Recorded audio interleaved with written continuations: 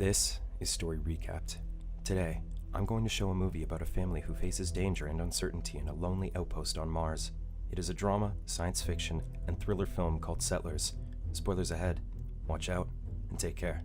Being a prisoner in your own home is a feeling that amounts to a different level of fear. What makes matters worse is if you live in a greatly unfamiliar environment, let alone a planet. For parents, protecting their children is a given instinct. It knows no bounds, even if it means cultivating a life outside their comfort zone.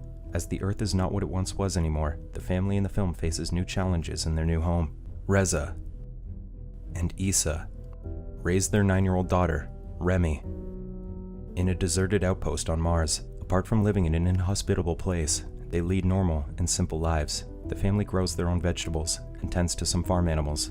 One night, Reza comes home troubled, but he still makes time to tuck Remy in bed. Before sleeping, Remy claims that there are strangers nearby, but her father assures her that there is no one to worry about. The following day, the family wakes up to horror upon seeing a message commanding them to leave on their window. Reza becomes alarmed, so he brings out his weapon for extra security. He guards the house all day long by watching over the window while Remy becomes increasingly afraid of her father's agitation. The couple subtly talks about the situation, and they seemingly have an idea who is behind the commotion. Out of concern, Remy points out that their piglet is not eaten for the whole day, but Ilsa dismisses its importance. While her parents are comforting each other, Remy sneaks out to feed the piglet. Realizing that her daughter is outside, Ilsa calls her, but a group of bandits run toward the house. Ilsa rushes to her daughter while Reza comes out to shoot at other bandits from the horizon. She stabs a bandit near Remy before carrying her inside. However, Reza stays outside to continuously guard the house and look out for other intruders. He manages to shoot a bandit from afar with Ilsa's supervision. The film shows how Ilsa and Reza are survivalists, and their seemingly strong nature. Living in an unfamiliar place has taught them to become vigilant toward any kind of disturbance. This science fiction film focuses on the horrors of dealing with humans, rather than the usual aliens we see in the same genre. Humans did not only bring livestock and crops to Mars, but violence as well. For Remy, the moment is surreal and frightening as she has never seen anyone apart from her parents. Not long after, Ilsa and Remy go out of the house to gather weapons from the fallen bandits, while Reza walks around the property. That night, Ilsa and Remy spend the night by themselves. They hear distant footsteps, so they take shelter in a hidden and dark room. At daybreak, Ilsa becomes more worried about her husband, checking outside every once in a while. Out of nowhere, the mother and daughter are stunned to see Jerry, an armed man inside their house. He holds the two at gunpoint while instructing Ilsa to drop her blade. At that moment, Ilsa realizes that her husband is dead and is killed by the armed man. Jerry claims ownership of the property right away. He claims that his parents used to live and where he was raised. Furthermore, Jerry questions Ilsa and Reza about his parents' whereabouts, but she fails to answer. Jerry gives Ilsa an option to leave or stay and be with him. He tries to integrate himself into the family and demands 30 days to prove himself worthy to give the surviving mother and daughter. Ilsa subtly agrees and asks Jerry if they could give Reza a proper burial.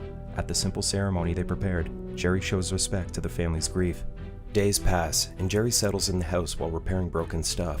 While safeguarding his weaponry, Remy takes note of his daily routines while Ilsa tends to their basic needs.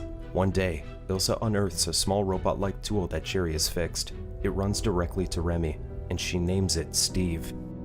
It seems that Jerry has completely overtaken Reza's role as the leader of the household. He seems familiar with the place because he grew up there and is fully adjusted in his recent stay. Ilsa remains uncomfortable, but she could also use some help around the property. For Remy, the closest thing she could get to a friend is Steve, but she plays with it with excitement. The scenes differentiate how contrasted Reza and Jerry's abilities are. At dinner, Jerry and Ilsa share about each other. She reveals that they never killed his parents, and his mother was already dead when they arrived. According to her, their transport shut down when they entered the planet, and Jerry's father took them in. Upon realizing they were from Earth, Jerry's father held them at gunpoint, and Ilsa killed him in self-defense. Almost 30 days have passed, and Jerry starts to be affectionate with Ilsa. Despite some discomfort, she gives in to his desires, and they become intimate. After seeing her mother share an intimate time with Jerry, Remy decides to leave home. She walks along the dry and empty path that surrounds their home while Steve follows her behind. After some time, Remy realizes that they live in a dome, and the place is enclosed by glass. She screams in frustration and takes a break, but not long after, she finds a chamber. Remy approaches the chamber and enters once its big metal doors open before her. She finds nothing but a pit of emptiness, and before she can escape, the doors close, leaving her alone in the dark. She falls asleep, and after some time, Jerry finds her and brings her home. As she gains consciousness, Jerry reminds Remy that there's nothing to find outside the property but sand and rock. He He further assures her that the place that they have can provide everything that they need, and she should be thankful for that. Since the beginning of the film, Remy has shown profound interest in exploring. Although she grew up in the outpost and has never seen anything else all her life, she believes that there is more to see.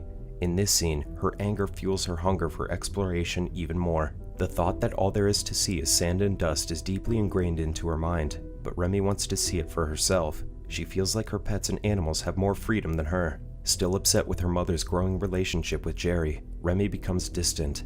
Ilsa apologizes and makes Remy understand that no one can replace her father, but to no avail.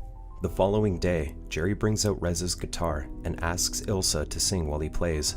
The sight of Ilsa holding a guitar brings back memories of Reza for Remy. She starts to break into tears and locks herself in a room. Her mother attempts to calm her down, but Remy expresses hate instead. Back in the kitchen, Jerry hints that he is tired of guarding himself against Ilsa. He shows that he's beginning to trust her, meaning they could start a life together. Claiming that the weapon is weighing him down, Jerry places his gun on the table before heading outside. He goes out to try and ease Remy's emotions, but as he turns back, he finds Ilsa holding him at gunpoint. However, Ilsa realizes that the gun is empty, despite several times trying to shoot Jerry. Ilsa spots a knife from the kitchen counter and runs to it to finish Jerry off, but he runs inside to stop her. Amid the commotion, Remy stands, clueless and helpless outside the house, unsure of what to do.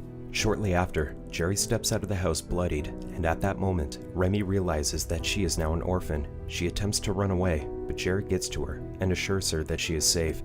He promises her that he will protect her no matter what as long as she stays. In tears, Remy nods her head and promises to behave. They both bury Ilsa beside Reza's grave as Remy takes her time to grieve. The film reveals that Ilsa never felt any sense of connection toward Jerry. Everything she did was an act in hopes of getting him to trust her. However, her plan caused her demise, which also put her daughter in danger. Remy's only access to survival is abiding by Jerry's rule. She only agrees to be in his care merely because she has no other choice. The life on the outpost is the only life that she's ever known. She accepts her new life, even if it means living under the same roof as her parents' killer. Years have passed, and Remy is now a teenager. She lives with Jerry, but after all those years, she's still silent around him. She's taken over her mom's duty of tending to their needs, including cooking and growing their food. Despite her resentment towards him, they seemingly found comfort in each other's presence. One night, Jerry gives Remy a drawing of her and comments on how she looks like her mother. Remy breaks into tears and leans on Jerry for a hug. Both of them share a kiss as they embrace, but Remy instantly regrets it and runs off to her room. For the following days, Remy avoids any type of interaction with Jerry. Instead, she spends most of her time with Steve while doing her daily chores. Jerry finally confronts Remy about what happened to be rid of the awkwardness circling between them. He introduces the idea of having a baby together, but Remy despises the concept and claims that it will never happen. They get into an argument after Jerry finds out that Remy has plans of running away. That night, Jerry takes the mask away from her, so she runs after him to have it back. The tension between them grows, and Jerry ends up hitting Remy, which renders her unconscious. Later that evening, Remy wakes up only to find herself tied to her bed while Jerry is inside. Remy is hysterical after Jerry gets on top of her, while comforting her that everything will be okay. Jerry becomes desperate to be with a woman, hinting at it as Remy became older. His desires become dwarfed by the punishing environment, and it unleashes his dark side. All this time, he did not protect Remy in a fatherly way, but rather in a predatory one. He keeps holding on to the fact that it will only take time for her to learn to love him. It is only then that Remy realizes that she is used, and Jerry sees her as an object and means for having a child. He forces himself on her, but Steve enters the room and blasts him in the neck with the machine's power drilling attachment.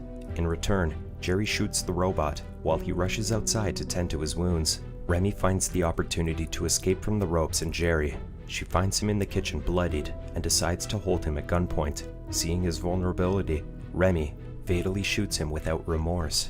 At sunrise, Remy buries Jerry in a place similar to her parents' grave. She spends the next days alone while taking care of the farm animals and repairing Steve. As her loneliness ensues, she gets random visions of people around the house and becomes more disturbed by it. The time comes that Remy cannot take being on the property anymore, so she decides to start her new journey.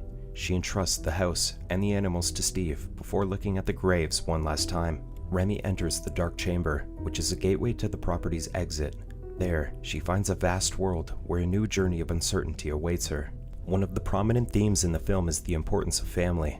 In the beginning, it showcases Remy's healthy and happy upbringing. Her parents used to teach her things every step of the way and allowed her to think freely. It helped her carry out values that fueled her self-growth, despite being an orphan at an early age.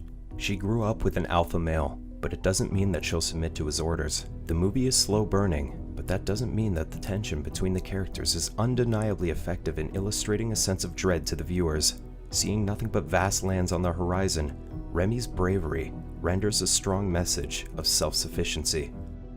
Subscribe to watch more videos like this. Turn on notifications. And leave a like, it really helps the channel out. Thank you for watching.